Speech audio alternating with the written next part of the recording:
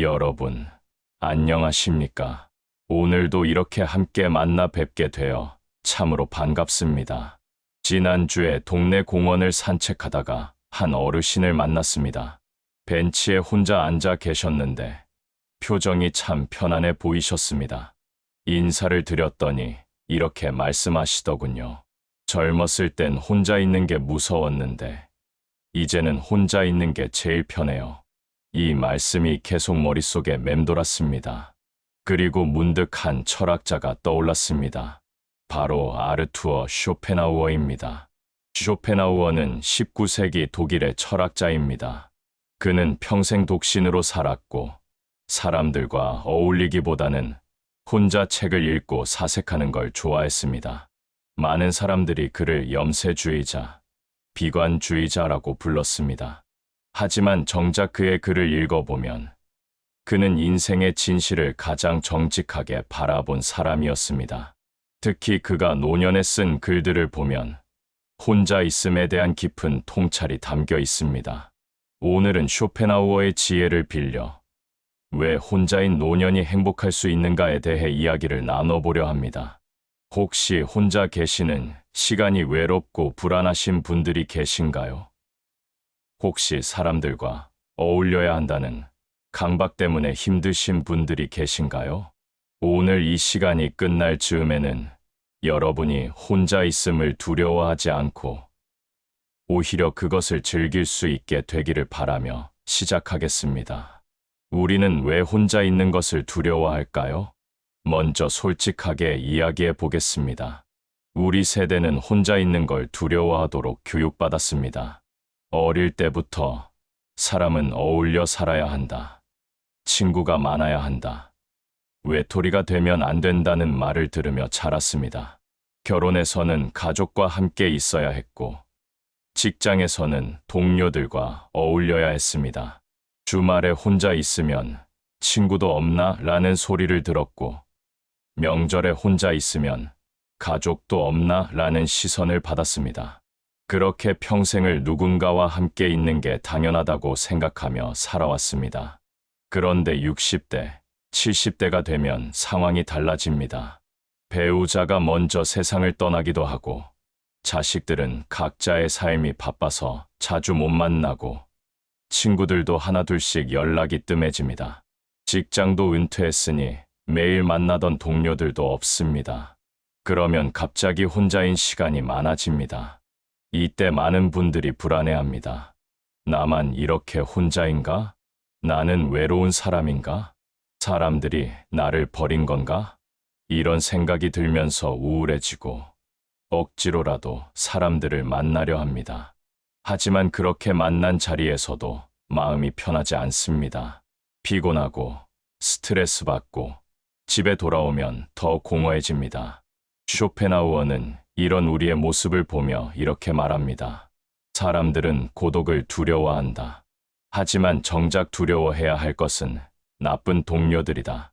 이 말의 의미를 천천히 풀어보겠습니다. 나쁜 동료란 무엇인가? 쇼펜하우어가 말하는 나쁜 동료는 꼭 나쁜 사람을 의미하는 게 아닙니다. 그저 나와 맞지 않는 사람, 함께 있어도 편하지 않은 사람, 만나고 나면 오히려 기운이 빠지는 사람을 말합니다. 여러분도 경험 있으실 겁니다. 어떤 사람을 만나고 나면 기분이 좋아지고 에너지가 생깁니다. 하지만 어떤 사람을 만나고 나면 기운이 빠지고 우울해집니다. 부자의 경우가 바로 나쁜 동료입니다. 그런데 문제는 우리가 외로움을 피하려다 보면 이런 나쁜 동료들과도 억지로 어울리게 된다는 겁니다. 혼자 있기 싫어서, 사람들 사이에 끼고 싶어서, 외톨이로 보이기 싫어서 그들과 시간을 보냅니다. 쇼펜하우어는 이것을 가장 어리석은 선택이라고 말합니다. 그는 그 자신의 일기에 이렇게 썼습니다. 평범한 사람들은 시간을 어떻게 보낼까 고민하지만 지적인 사람들은 시간을 어떻게 활용할까 고민한다. 나쁜 동료들과 함께 있는 시간은 시간을 보내는 것입니다. 그냥 흘려보내는 겁니다. 아무 의미도 없고 아무것도 남지 않습니다. 하지만 혼자 있으면서 책을 읽거나 생각을 하거나 산책을 하거나 취미 활동을 하는 것은 시간을 활용하는 겁니다. 그 시간이 나를 더 풍요롭게 만들고 더 평화롭게 만듭니다. 제가 아는 한 어르신은 이렇게 말씀하셨습니다. 예전엔 동창회에 빠지면 안 될 것 같아서 억지로 갔어요. 가서 술 마시고 옛날 얘기하고 서로 자랑하고 집에 오면 허무하더라고요. 이제는 안 가요. 그 시간에 집에서 그림 그리는 게 훨씬 행복해요. 이게 바로 쇼펜하우어가 말한 지혜입니다. 고독과 외로움은 다릅니다. 많은 분들이 혼자 있음과 외로움을 같은 것으로 생각합니다. 하지만 쇼펜하우어는 이 둘을 명확히 구분합니다. 고독 solitude는 혼자 있지만 평온한 상태입니다. 외로움 loneliness는 혼자 있어서 괴로운 상태입니다. 쇼펜하우어는 말합니다. 고독은 선택이고 외로움은 강요다. 고독은 내가 선택한 겁니다. 나는 지금 혼자 있고 싶어. 나는 지금 조용한 시간이 필요해 하고 선택한 것입니다. 이럴 때는 혼자 있어도 편안합니다. 하지만 외로움은 강요당한 겁니다. 나는 혼자 있고 싶지 않은데 어쩔 수 없이 혼자야 하는 상태입니다. 이럴 때는 혼자 있는 게 괴롭습니다. 그렇다면 어떻게 외로움을 고독으로 바꿀 수 있을까요? 쇼펜하우어는 이렇게 답합니다. 자기 자신과 친해져라. 우리가 외로운 이유는 혼자 있기 때문이 아니라 자기 자신과 친하지 않기 때문입니다. 평생을 남들의 기준에 맞춰 살았습니다. 부모님이 원하는 대로, 사회가 요구하는 대로, 가족이 기대하는 대로 살았습니다. 그러다 보니 정작 나는 누구인지, 나는 무엇을 좋아하는지, 나는 어떻게 살고 싶은지 모릅니다. 그런 상태에서 혼자 있으면 답답합니다. 낯선 사람과 단둘이 갇혀 있는 것 같습니다. 그 낯선 사람이 바로 나 자신입니다. 쇼펜하우어는 이렇게 말합니다. 자기 자신 안에 풍부한 것을 가진 사람은 외부로부터 아무것도 필요하지 않다. 자기 자신을 알고 자기 자신과 친해지면 혼자 있는 시간이 외롭지 않습니다. 오히려 가장 편안한 시간이 됩니다. 노년에 혼자 있는 것이 왜 더 행복할까? 젊을 때는 혼자 있기 어렵습니다. 에너지가 넘치고 세상에 하고 싶은 일도 많고 만나고 싶은 사람도 많습니다. 사람들과 어울리며 무언가를 이루고 싶고 인정받고 싶고 사랑받고 싶습니다. 하지만 60대, 70대가 되면 달라집니다. 쇼펜하우어는 이렇게 말합니다. 젊음은 외부 세계에 속하지만 노년은 내면 세계에 속한다. 젊었을 때는 밖으로 향했습니다. 세상을 향해, 사람들을 향해, 성공을 향해 달려갔습니다. 그게 젊음의 역할이었습니다. 하지만 나이가 들면 자연스럽게 안으로 향합니다. 세상보다는 내 마음이, 타인보다는 내 평안이, 성취보다는 만족이 더 중요해집니다. 이건 쇠퇴가 아닙니다. 성숙입니다. 쇼펜하우어는 노년을 이렇게 묘사했습니다. 노년은 산의 정상에 오른 것과 같다. 더 이상 올라갈 필요가 없다. 그저 주위의 풍경을 바라보며 지금까지 걸어온 길을 되돌아볼 뿐이다. 아름다운 비유입니다. 젊을 때는 정상을 향해 가쁘게 올라갔습니다. 주위를 둘러볼 여유도 없이 그저 앞만 보고 올라갔습니다. 하지만 이제는 정상에 올랐습니다. 더 이상 올라갈 곳이 없습니다. 이때 무엇을 해야 할까요? 주위를 둘러보는 겁니다. 지금까지 보지 못했던 풍경을 바라보고, 지금까지 듣지 못했던 소리를 듣고, 지금까지 느끼지 못했던 평화를 느끼는 겁니다. 그리고 그 일은 혼자 할 때 가장 잘 됩니다. 사람들과 함께 있으면 시끄럽습니다. 누군가는 여기로 가자 하고, 누군가는 저기로 가자 합니다. 누군가는 이게 좋다 하고, 누군가는 저게 좋다 합니다. 하지만 혼자 있으면 조용합니다. 내 마음의 소리를 들을 수 있습니다. 내가 정말 원하는 게 무엇인지, 내가 정말 행복한 순간이 언제인지 알 수 있습니다. 쇼펜하우어는 이렇게 말합니다. 인생의 첫 40년은 텍스트를 쓰는 시간이고 나머지 30년은 그 텍스트를 이해하는 주석을 다는 시간이다. 60대, 70대는 주석을 다는 시간입니다. 내가 어떻게 살아왔는지, 무엇을 배웠는지, 무엇이 중요한지 정리하는 시간입니다. 그리고 그 작업은 조용한 곳에서 혼자서 할 때 가장 잘 됩니다. 대부분의 사람들은 지루하다. 쇼펜하우어의 말 중에 좀 충격적인 말이 있습니다. 대부분의 사람들은 본질적으로 지루하다.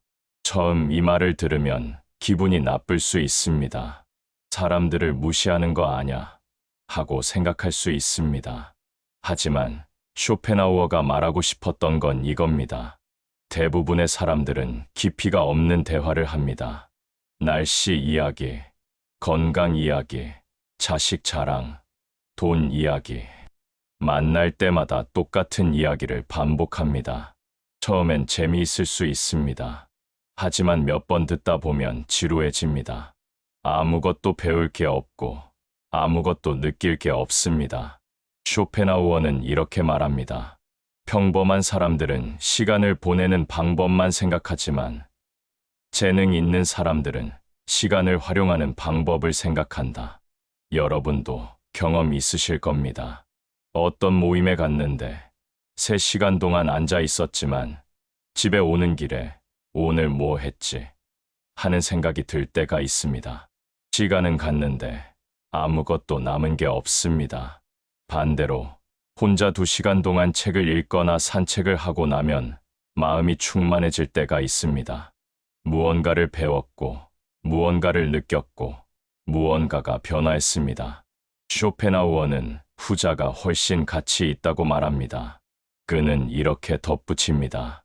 사교성은 대부분의 경우 질보다 양을 중시하는 태도에서 나온다. 많은 사람을 만나는 게 중요한 게 아닙니다. 의미 있는 사람을 만나는 게 중요합니다. 100명의 지인보다 3명의 진짜 친구가 더 소중합니다. 그리고 그 3명조차 만나기 힘들다면 차라리 혼자 있는 게 낫습니다. 혼자 있을 때 우리는 진짜 자유롭습니다. 쇼펜하우어는 자유에 대해 깊이 생각한 철학자입니다. 그가 말하는 진짜 자유는 무엇일까요? 자유란 자기 자신이 되는 것이다. 사람들과 함께 있을 때 우리는 온전히 자기 자신이 될 수 없습니다. 상대방이 나를 어떻게 볼까 신경 쓰게 되고 상대방의 기대에 맞춰 행동하게 되고 상대방에게 상처 주지 않으려 말을 조심하게 됩니다. 심지어 가족과 함께 있을 때도 마찬가지입니다. 자식들 앞에서는 좋은 부모로 보이려 하고 손주들 앞에서는 자상한 할머니, 할아버지로 보이려 합니다. 그렇게 평생을 역할 연기를 하며 살아왔습니다. 하지만 혼자 있을 때는 어떻습니까? 아무 역할도 하지 않아도 됩니다. 누구에게 보여줄 필요도 없고 누구에게 맞출 필요도 없습니다. 그냥 있는 그대로의 나로 있으면 됩니다. 피곤하면 쉬고 배고프면 먹고 졸리면 자고 하고 싶은 걸 하면 됩니다. 쇼펜하우어는 이렇게 말합니다. 인간은 자기 자신으로 있을 때만 진정으로 자유롭다. 제가 아는 한 할머니는 배우자를 먼저 보내고 혼자 사십니다. 처음엔 외로웠다고 합니다. 하지만 시간이 지나면서 이렇게 말씀하시더군요. 이제는 아침에 일어나서 오늘 뭐 할까 생각하는 게 즐거워요. 누구 눈치 볼 필요 없이 내가 하고 싶은 걸 하니까요. 어제는 하루 종일 드라마만 봤어요. 예전 같으면 게으르다는 소리 들었을 텐데 이제는 아무도 뭐라 안 하니까 편해요. 이게 바로 자유입니다. 혼자 있을 때 비로소 자기 자신을 만납니다. 쇼펜하우어는 이렇게 말했습니다. 사람은 자기가 가진 것이 아니라 자기가 누구인가에 의해 행복해진다. 우리는 평생 가지는 것에 집중했습니다. 좋은 학력, 좋은 직장, 좋은 배우자, 좋은 집, 많은 돈, 이런 것들을 얻기 위해 애썼습니다. 하지만 정작 나는 누구인가라는 질문에는 답하지 못합니다. 당신은 누구십니까? 이 질문을 받으면 우리는 이렇게 답합니다. 저는 누구의 아버지입니다. 저는 누구의 남편입니다. 저는 어디에서 일했던 사람입니다. 모두 역할입니다. 관계입니다. 정작 나 자체에 대한 답은 없습니다. 쇼펜하우어는 이것을 가장 안타까워합니다. 그는 이렇게 말합니다. 사람들은 평생을 살면서도 자기 자신을 만나지 못한 채 죽는다. 혼자 있는 시간이야말로 자기 자신을 만날 수 있는 시간입니다. 조용히 앉아서 자신의 마음을 들여다보십시오. 나는 무엇을 좋아하는가? 나는 무엇을 할 때 행복한가? 나는 어떤 사람이고 싶은가? 나는 무엇을 두려워하는가? 나는 무엇에 감사한가? 이런 질문들을 스스로에게 던져보십시오. 처음엔 답이 안 나올 겁니다. 평생 이런 질문을 해본 적이 없으니까요. 하지만 계속 물어보십시오. 천천히 답이 나오기 시작합니다. 그리고 그 답들을 찾아가는 과정에서 여러분은 비로소 자기 자신을 만나게 됩니다. 이론은 이제 충분합니다. 구체적으로 어떻게 해야 혼자 있는 시간을 즐길 수 있을까요?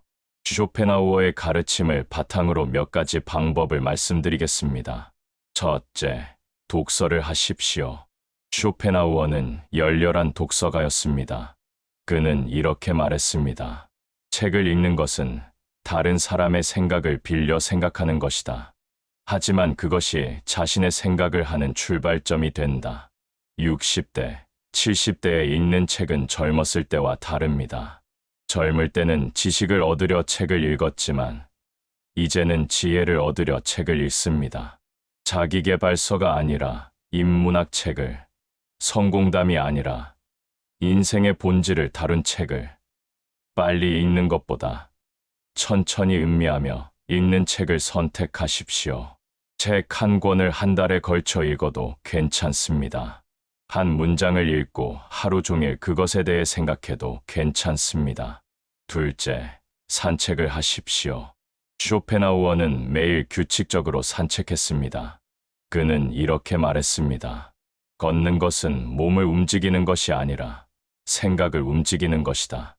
혼자 걸으면서 주위를 둘러보십시오. 나무, 꽃, 새, 구름, 자연을 관찰하십시오. 그리고 자신의 생각과 감정을 관찰하십시오. 걸으면서 오늘 기분이 어떤가? 무엇이 마음에 걸리는가? 무엇에 감사한가? 같은 질문을 스스로에게 던져보십시오. 산책은 명상입니다. 움직이는 명상입니다. 셋째, 일기를 쓰십시오. 쇼펜하우어는 평생 일기와 메모를 남겼습니다. 그는 이렇게 말했습니다. 글을 쓰는 것은 생각을 정리하는 가장 좋은 방법이다. 하루가 끝나면 조용히 앉아서 오늘 하루를 되돌아보십시오. 그리고 짧게라도 적어보십시오. 오늘 가장 기억에 남는 순간은? 오늘 감사한 일 3가지는? 오늘 배운 것은? 오늘 후회되는 것은? 이렇게 쓰다 보면 자신의 패턴이 보입니다. 무엇이 나를 행복하게 하고 무엇이 나를 불행하게 하는지 알게 됩니다. 넷째, 취미를 가지십시오. 쇼펜하우어는 음악을 사랑했습니다. 특히 플루트를 연주하는 걸 좋아했습니다. 그는 이렇게 말했습니다. 예술은 인생의 고통을 잊게 하는 유일한 위안이다. 그림을 그리든, 악기를 연주하든, 정원을 가꾸든, 뭔가를 만들든, 자신이 몰입할 수 있는 취미를 가지십시오. 취미에 몰두할 때 우리는 시간 가는 줄 모릅니다. 과거도, 미래도, 걱정도, 불안도 사라집니다. 오직 지금 이 순간만 있을 뿐입니다. 이것이 바로 행복입니다. 다섯째, 명상을 하십시오. 쇼펜하우어는 동양 철학, 특히 불교에 깊은 관심이 있었습니다. 그는 명상의 가치를 높이 평가했습니다. 고요한 마음은 세상의 어떤 보물보다 귀하다. 하루에 10분이라도 조용히 앉아 있는 시간을 가지십시오. 눈을 감고 호흡에 집중하고 그냥 있으십시오. 처음엔 잡념이 많을 겁니다. 하지만 계속하다 보면 점점 고요해집니다. 그 고요함 속에서 진짜 평화를 느낄 수 있습니다. 혼자 있되 고립되지는 마십시오. 여기서 중요한 구분을 하나 하겠습니다. 쇼펜하우어는 고독을 찬양했지만 고립을 권하지는 않았습니다. 고독은 선택적으로 혼자 있는 것입니다. 고립은 강제로 혼자 있는 것입니다. 고독한 사람은 필요하면 언제든 사람을 만날 수 있습니다. 하지만 고립된 사람은 만나고 싶어도 만날 사람이 없습니다. 쇼펜하우어는 이렇게 말합니다. 지혜로운 사람은 고독을 즐기되 필요할 때는 사교할 줄 안다. 혼자 있는 시간을 즐기되 완전히 세상과 단절되지는 마십시오. 일주일에 한두 번 정도는 진짜 좋아하는 사람들과 만나십시오. 깊은 대화를 나눌 수 있는 친구, 함께 있으면 편안한 사람들을 만나십시오. 그리고 가족과도 적당한 거리를 유지하십시오. 매일 만날 필요는 없지만 완전히 연락을 끊을 필요도 없습니다. 일주일에 한 번 전화 통화, 한 달에 한 번 식사. 이 정도면 충분합니다. 중요한 건 양이 아니라 질입니다. 억지로 자주 만나는 것보다 정말 만나고 싶을 때 의미 있게 만나는 게 훨씬 좋습니다. 아무리 고독을 즐기는 사람이라도 가끔 외로움이 찾아올 수 있습니다. 이건 자연스러운 일입니다. 쇼펜하우어도 완벽한 사람은 아니었습니다. 그도 가끔 외로움을 느꼈고 그래서 푸들 한 마리를 키웠습니다. 그 개의 이름은 아트만이었습니다. 산스크리트어로 영혼이라는 뜻입니다. 외로움이 찾아올 때 어떻게 해야 할까요? 첫째, 그 감정을 인정하십시오. 아, 지금 내가 외로운 거구나. 외로움을 부정하지 마십시오. 나는 고독을 즐기는 사람인데 왜 외롭지? 하며 자책하지 마십시오.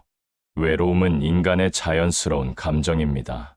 둘째, 외로움의 원인을 찾아보십시오. 진짜 사람이 그리운 건가요? 아니면 그냥 무료한 건가요? 혹시 과거의 누군가가 생각나는 건가요? 아니면 미래가 불안한 건가요? 원인을 알면 해결책도 보입니다. 셋째, 건강한 방법으로 대처하십시오. 사람이 그립다면 전화를 걸어보십시오. 무료하다면 밖에 나가 산책을 하십시오. 과거가 그립다면 일기를 쓰거나 사진을 보십시오. 미래가 불안하다면 명상을 하거나 기도를 하십시오. 외로움을 술이나 과식으로 달래지 마십시오. 그건 일시적일 뿐이고 나중에 더 공허해집니다. 쇼펜하우어는 이렇게 말합니다. 고통을 피하려 하지 말고 고통을 이해하려 하라. 외로움도 마찬가지입니다. 외로움을 피하려 하지 말고 외로움이 내게 무엇을 말하려는지 들어보십시오. 그 안에 중요한 메시지가 있을 수 있습니다. 나이 들수록 필요한 사람은 줄어듭니다. 쇼펜하우어는 이런 흥미로운 관찰을 했습니다. 젊을 때는 많은 친구가 필요하지만 나이 들수록 필요한 친구의 수는 줄어든다. 왜 그럴까요? 젊을 때는 세상에 나가 무언가를 이루어야 합니다. 그러려면 많은 사람들과 네트워크를 만들어야 하고 다양한 관계를 유지해야 합니다. 인맥이 기회를 만들고 관계가 성공을 가져옵니다. 하지만 나이가 들면 더 이상 세상에 증명할 게 없습니다. 성공을 향해 달려갈 필요도 없고 사람들에게 인정받을 필요도 없습니다. 그러면 자연스럽게 관계가 정리됩니다. 이익 때문에 만났던 사람들, 의무감으로 만났던 사람들, 체면 때문에 만났던 사람들, 이런 사람들과는 자연스럽게 멀어집니다.